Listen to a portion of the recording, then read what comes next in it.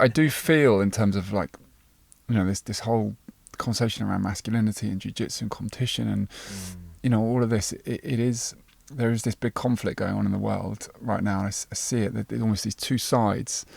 Maybe it's a bit dramatic to say there's conflict in the world, but this whole question of masculinity in terms of, on one side you can see these people saying we need more leaders, we need men stepping up and being men again. We've lost what the men, where these men, and you've got this other side saying men need to be open and vulnerable and soft, and I think there is this massive divide. And I know men who are in the space who are confused.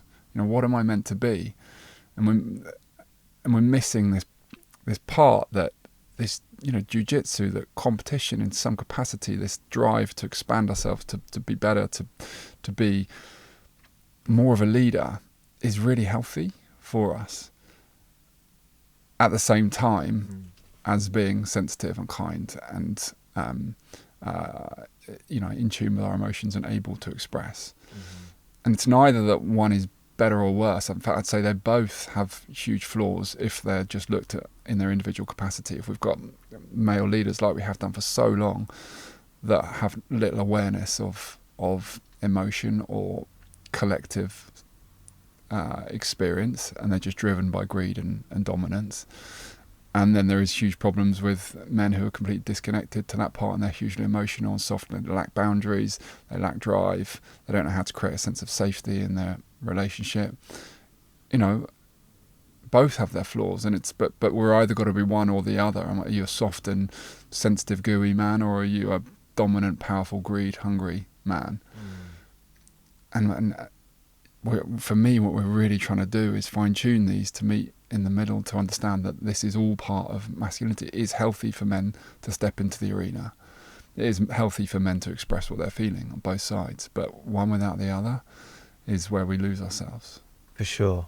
I think it's always been about the spaces, because I've seen so much of those things in so many men when there's the environment for that, when there's been the agreed understanding, like frameworks, like jiu-jitsu is a framework to work from.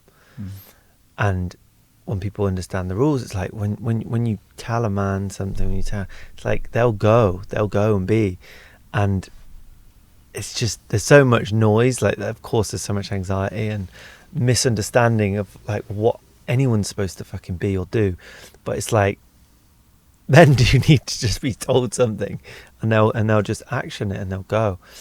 But yeah, like you say, there's a lot of stuff. There's a lot of noise. Do you see it in the same way, the noise in terms of being like, you've got men on either side, and what we're missing, what I'm looking to see, not from a selfish perspective, but from a collective, like what I want from this world is to see these men who can blend in both directions and can be both sides, and that's what I don't see so much of, and it's beautiful. Like when I sit with you in that space, and I can see that warrior in you, but I know that there is sensitivity, and I can feel that too, and it's beautiful. But it feels like it's very hard for men to reach that place. I think it's harder. I think it's easier just to say, I'm one thing.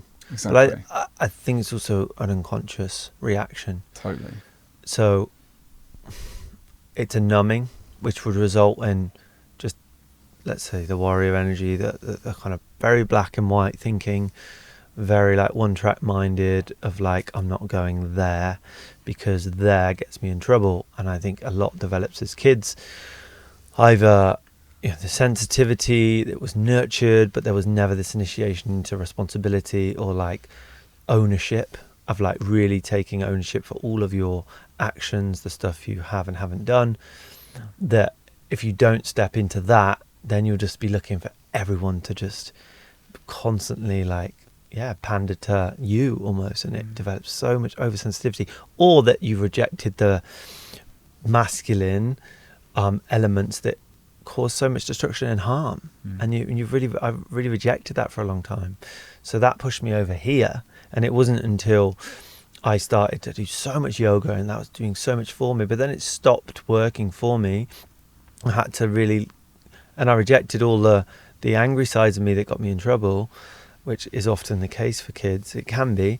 And then it wasn't until I started to get into like more circles and men's work that I was like, oh no, it's useful, it's needed to have that anger to really come close with it and not reject it.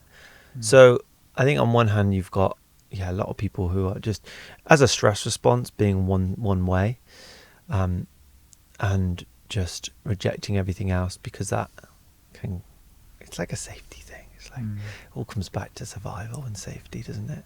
Of course. It's like, have your emotions got you in trouble? Yeah. Were they welcome? No. So I'm going to spend all my life just not doing that. Yeah.